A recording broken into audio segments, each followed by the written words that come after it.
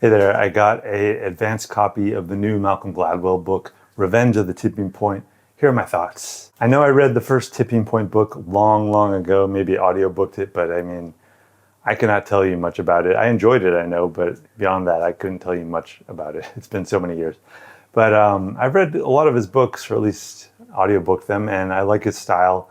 I think I can kind of like sometimes make fun of his style as being very like AI, like how AI writes. It's very stripped down, kind of the Hemingway school of just, no poetic frills, just keep it simple, focus on the ideas rather than flowery text. And I think this is basically what you would expect from Gladwell.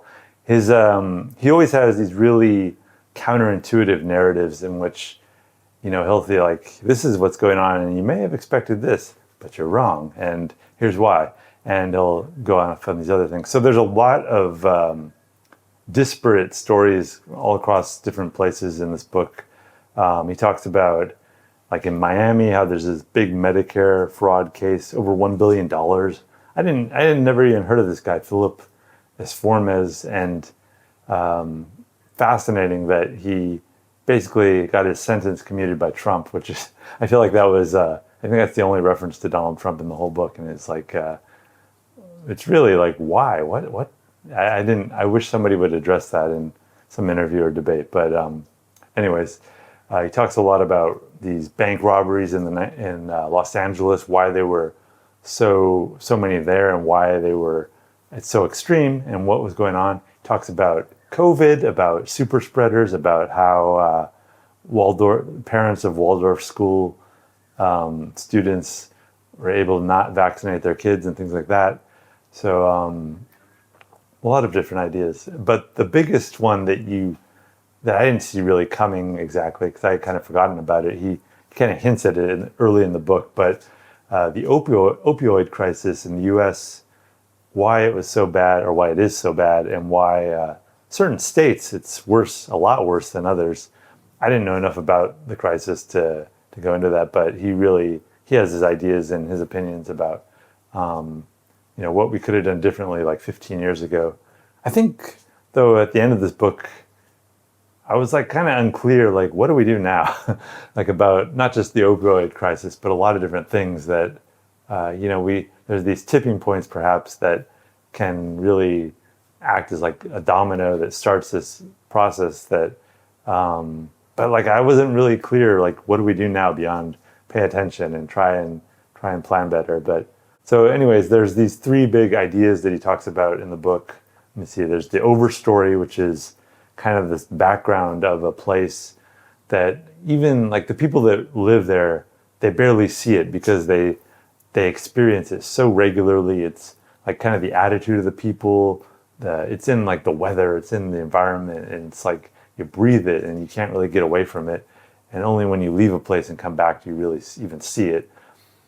So there's that, the overstory. He talks about, what the other two? Oh, the group proportions, and how like when the proportions of like, he talks about Harvard and Ivy League admissions a lot, and really kind of takes a hatchet to them, which if it's true, I don't know enough about college admissions, but if the way they do admissions is true, it's pretty horrible. And the way that they have like two tiers of admissions, one for people based solely on like their grades and stuff, and then others, like relatives of faculty members and sports admissions and so on like that. So yeah, he's very critical of Harvard and the way they do admissions and things like that. But group proportions, the idea that when you have a certain, like around 25 to 30% of a group within a group, it can really change the dynamics of the group. He talks about gay marriage, Will and Grace. Wait, is that the show Will and Grace? I never saw the show, so I know about it. And after this book, I kind of know the story about it, but I still have never seen an episode. But how that affected gay marriage, and how gay marriage was like unexpectedly like really changed in a lot of different ways, faster and than anyone really expected. So you're kind of left wondering at the end of this, like, what's the next unexpected thing that can change really quickly? And I have ideas, but One thing he doesn't talk about at all really is AI, which if you saw my last review on Nexus by Yuval Noah Harari, there's a lot of other books about AI right now, and I would have been curious to hear more about Gladwell's thoughts on that. And he doesn't talk either about like memes and that kind of conception of, which is interesting because he's talking about information and he refers to that in ways that talks about it like in terms of epidemics and virality and things like that. So you think he would maybe a little talk about memes, but I don't know, maybe he has nothing to add. And he's very much more interested in stories and kind of putting these separate stories together and seeing how they all link up, and he does it well. Now, the third big idea I didn't mention is the law of the very, very, very few, which I think, I don't remember, but I think the first Tipping Point book had like the law of the few, and this one is just, they're super spreaders basically, and he uses COVID as the example. Speaking of COVID, I just wanted to share my 3 favorite sentences in the book because I think they have like a poetic quality that you don't get usually with Gladwell. Like I said, he's a good writer, but he writes in this very stripped down style that AI is going to be, it's like the first style that it can imitate compared to like James Joyce, for example. So the hypothesis is that maybe these super emitters have anomalous viscoelastic properties in their saliva. I don't remember if he actually wrote that one or if he was quoting, but I still like the sentence. And then the particles hit your dry airways and break up into a concentrated foamy spray, like a big wave hitting a beach. Or what about this one? His upper respiratory tract is now a long, parched desert highway. His saliva is thick and syrupy. There are so many saliva bridges across his vocal cords that his voice box looks like the Thames winding through London.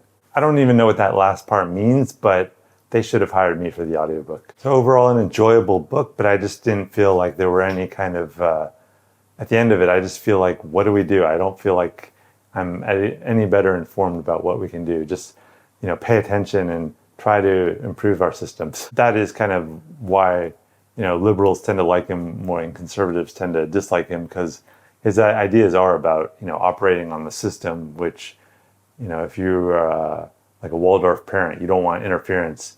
You want to be able to not vaccinate your kids or whatever. Yeah, I like his writing. I just don't feel like the sum of its parts quite added up to a real clear idea about what we can do at this point. And if there's like some overstory that we're missing that we can't really even see in this present moment, what is it? I was kind of thinking about that throughout the book. Like, what is the overstory that we can't see?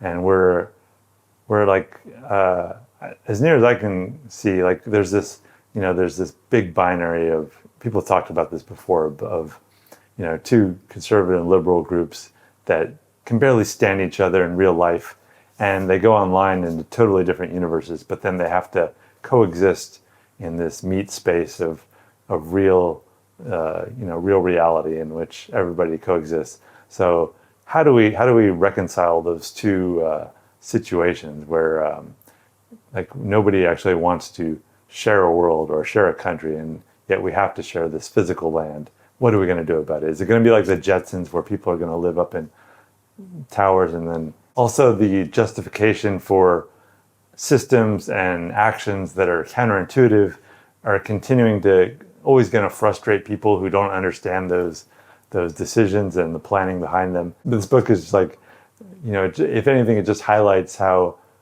labyrinthine and confusing our present world is. And I really don't know what, I'm kind of like left at the end by thinking like the world's crazy, and like, but I don't believe that, but I think it's just like, inexplicable in a lot of ways when you see all the different plans and ideas and powers operating against each other. Another kind of hidden thing about like in the part about the opioid crisis that he doesn't talk about is the whole like, advertising and capitalism drive, which I think is really the, destructive drive that guides the entire planet, because everyone operates under the influence of, capitalism and advertising to some degree, and that is like driving us towards things that aren't necessarily beneficial for humanity as a whole. So the opioids are just like one more obvious symptom of that than more subtle things. So check it out and let me know your thoughts on